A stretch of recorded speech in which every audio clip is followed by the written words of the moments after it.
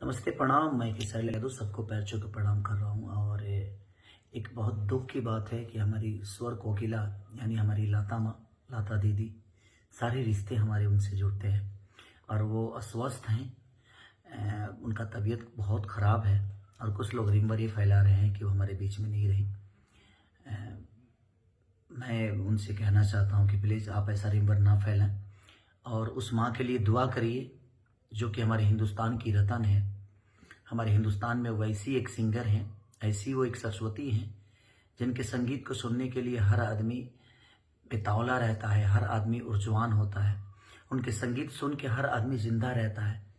तो मैं बस लोगों से यही कहूँगा कि प्लीज़ उस माँ के लिए दुआ करिए कि वो माँ जल्दी स्वस्थ होकर और हमारे बीच में फिर से आए और हम उनको एंजॉय करें, उनके गाने को एंजॉय करें। उनको देखकर एक अलग जो ऊर्जा आता है हमारे बीच में, हमारे मन में, हमारे दिल में, वो हमेशा ऊर्जा बरकरार रहे और जब तक हम जिंदा रहें और हमारे बीच में ऐसे ही अपने संगीत को बिखेरती रहें और उनका आशीर्वाद हम सब कलाकारों को और पूरे हिंदुस्तान को मिलता रहे। दिल से थैंक यू आप सबको कि आप दुआ करेंगे।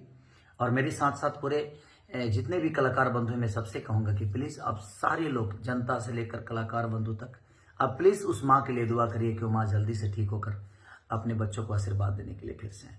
Thank you.